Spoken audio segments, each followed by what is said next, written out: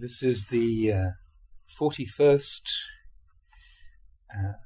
talk in this collection entitled Dhamma Nature, and this was first published in the book Bodhinyana, which was the very first collection of Ajahn Chah's talks printed for general circulation in English.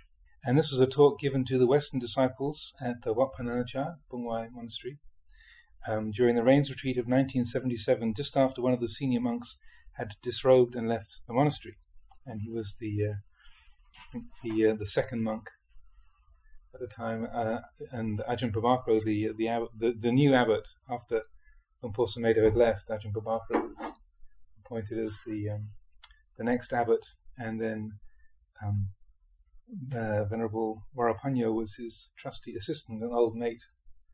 And then he decided to leave during the middle of the Rains Retreat. Well, not the middle, but along the way. I mean, he'd been wavering for some time. And then he departed. He'd actually been trying to disrobe before the Rains Retreat began, and was sort of all ready with his little tray of offerings of candles and flowers and incense. And Ajahn Chah came to visit. And he always managed to conspire to not actually see him.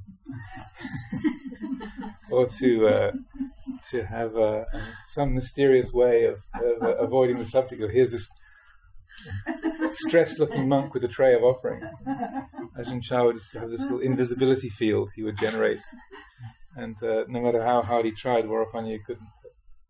It's all described in his book Venerable Father. It's a wonderful account of that particular succession of events. But finally, he managed to get Ajahn Chah to allow him to leave. So this was a talk given at Wat Pah Nanachat just after that time, after he had left, and there was some stress in the community, particularly the abbot Ajahn Prabhakara was taking it a bit hard that his old buddy had walked out on him, and so it was Ajahn Chah came over to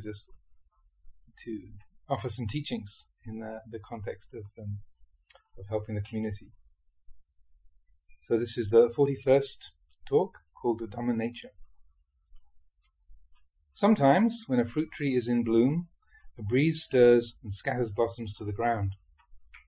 Some buds remain and grow into small green fruit. A wind blows, and some of them too fall.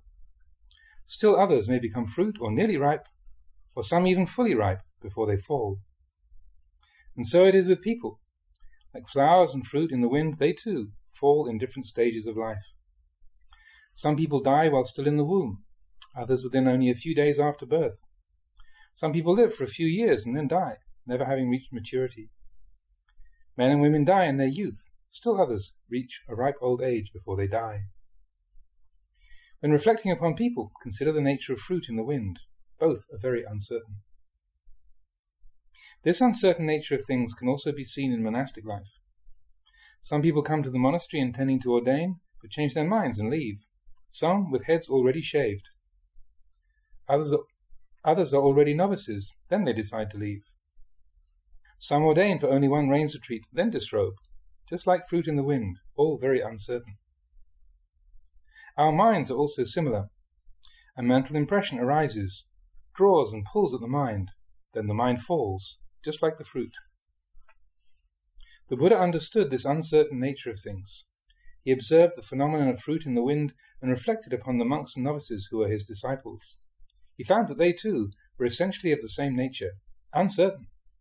How could it be otherwise? This is just the way of all things. Thus, for one who is practicing with awareness, it isn't necessary to have someone to advise and teach all that much to be able to see and understand. An example in the case of the Buddha, who in a previous life was King Mahajanaka. He didn't need to study very much. All he had to do was observe a mango tree. One day, while visiting a park with his retinue of ministers, from atop his elephant, he spied some mango trees heavily laden with ripe fruit. Not being able to stop at that time, he determined in his mind to return later to partake of some. Little did he know, however, that his ministers, coming along behind, would greedily gather them all up. They would use poles to knock them down, beating and breaking the branches, and tearing and scattering the leaves. Returning in the evening to the mango grove, the king, already imagining in his mind the delicious taste of those mangoes, suddenly discovered that they were all gone, completely finished. And not only that, but the branches and leaves had been thoroughly trashed and scattered. The king, quite disappointed and upset, then noticed another mango tree nearby with its leaves and branches still intact. He wondered why. He then realized it was because that tree had no fruit. If a tree has no fruit, nobody disturbs it, and so its leaves and branches are not damaged. This lesson kept him absorbed in thought all the way back to the palace. It is unpleasant, troublesome, and difficult to be a king. It requires constant concern for all his subjects.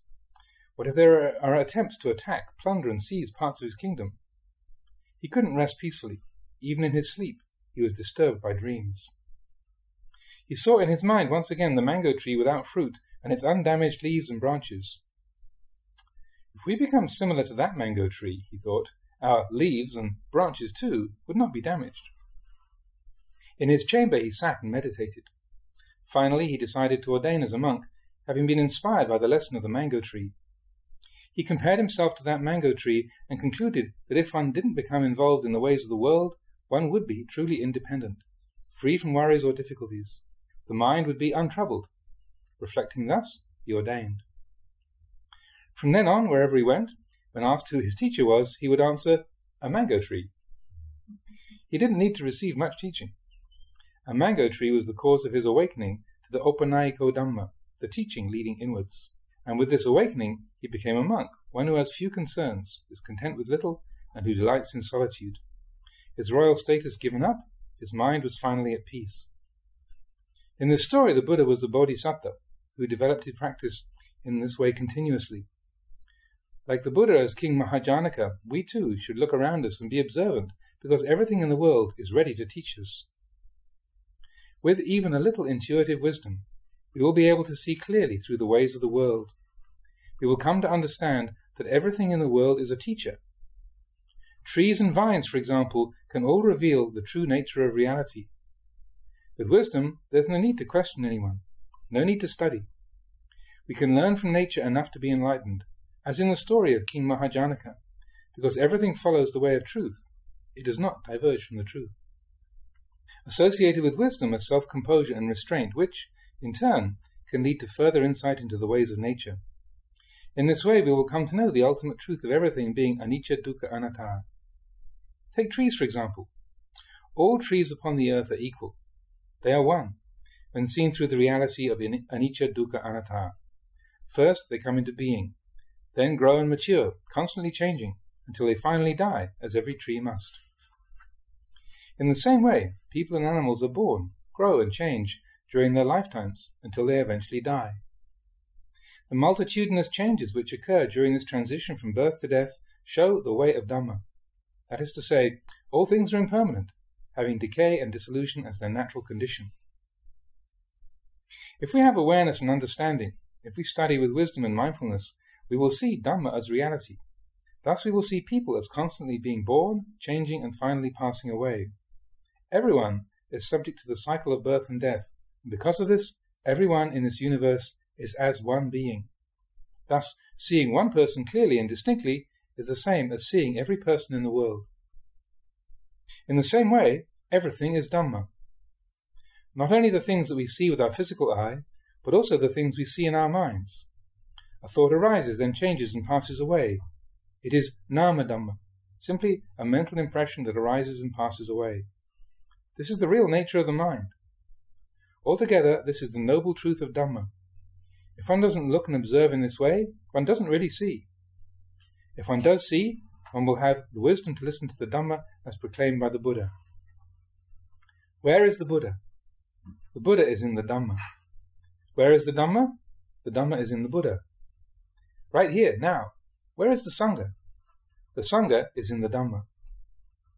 The Buddha, the Dhamma, and the Sangha exist in our minds, but we have to see it clearly. Some people just pick this up casually and say, oh, the Buddha, the Dhamma, and the Sangha exist in my mind. Yet their own practice is not suitable or appropriate.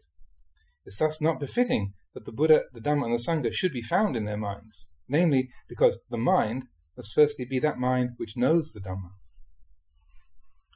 Bringing everything back to this point of Dhamma, we will come to know that the truth does exist in the world, and thus it's possible for us to practice and realize it. For instance, nama Dhamma, feelings, thoughts, imagination, etc. are all uncertain. When anger arises, it grows and changes and finally disappears. Happiness too arises, grows and changes and finally disappears. They are empty. They are not anything.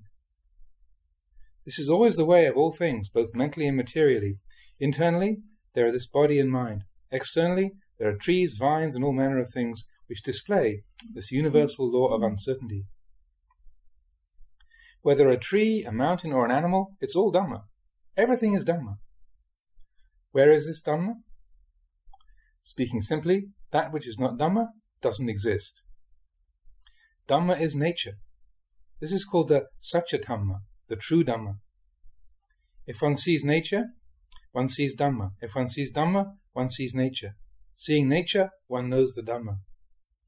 And so, what is the use of a lot of study when the ultimate reality of life, in its every moment, in its every act, is just an endless cycle of births and deaths? If we're mindful and clearly aware when in all postures, sitting, standing, walking, lying, then self-knowledge is ready to be born. That is, knowing the truth of Dhamma already in existence, right here and now. At present, the Buddha, the real Buddha, is still living, for he is the Dhamma itself, the Satya Dhamma. And Satya Dhamma, that which enables one to become a Buddha, still exists. It hasn't fled anywhere. It gives rise to two Buddhas, one in body and the other in mind. The real Dhamma, the Buddha told Ananda, can only be realized through practice. Whoever sees the Buddha sees the Dhamma. And how is this? Previously, no Buddha existed. It was only when Siddhartha Gautama realized the Dhamma that he became the Buddha. If we explain it in this way, then he is the same as us. If we realize the Dhamma, then we will likewise be the Buddha. This is called the Buddha in mind, or nama Dhamma. We must be mindful of everything we do, for we become the inheritors of our own good or evil actions. In doing good, we reap good. In doing evil, we reap evil. All you have to do is look into your everyday lives to know that this is so. Siddhartha Gautama was enlightened to the realization of this truth, and this gave rise to the appearance of a Buddha in the world. Likewise, if each and every person practices to attain this truth, then they too will change to be a Buddha. Thus, the Buddha still exists. Some people are very happy saying, "Oh, if the Buddha still exists, then I can practice Dhamma." That is how you should see it. The Dhamma that the Buddha realized is the Dhamma which exists permanently in the world. It can be compared to groundwater, which permanently exists in the ground. When a person wishes to dig a well, he must dig down deep enough to reach the groundwater. The groundwater is already there. He doesn't create the water, he just discovers it. Similarly, the Buddha did not invent the Dhamma. He did not decree the Dhamma. He merely revealed what was already there. Through contemplation, the Buddha saw the Dhamma. Therefore it said that the Buddha was enlightened, for enlightenment is knowing the Dhamma. The Dhamma is the truth of the world. Seeing this, Siddhartha Gautama is called the Buddha. The Dhamma is that which allows other people to become a Buddha. One who knows Dhamma. If beings have good conduct and are loyal to the Buddha Dhamma, then those beings will never be short of virtues and goodness. With understanding, we will see that we are not really far from the Buddha, but sitting face to face with him. When we understand the Dhamma, then at that moment we will see the Buddha. If one really practices, one will hear the Buddha Dhamma whether sitting at the root of a tree, lying down, or in whatever posture. This is not something merely to think about. It arises from the pure mind. Just remembering these words is not enough, because this depends upon seeing the Dhamma itself, nothing other than this. Thus we must be determined to practice and be able to see this. Then our practice will really be complete. Wherever we sit, stand, walk, or lie down, we will hear the Buddha's Dhamma.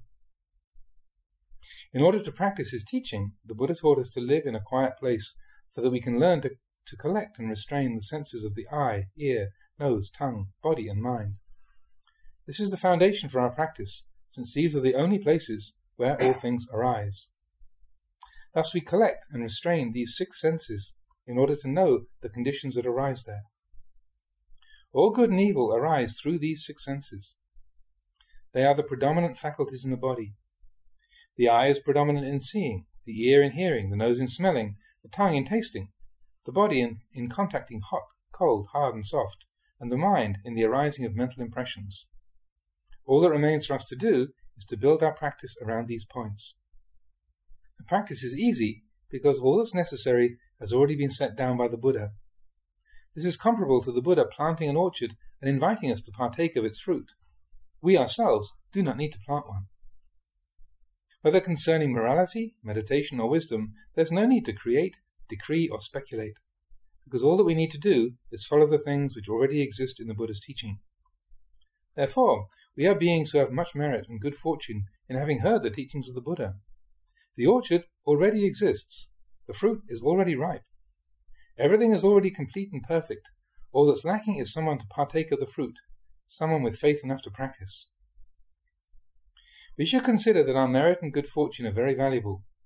All we need to do is look around to see how much other creatures are possessed of ill fortune. Take dogs, pigs, snakes, and other creatures, for example. They have no chance to study Dhamma, no chance to know Dhamma, no chance to practice Dhamma. These beings possessed of ill fortune are receiving karmic retribution.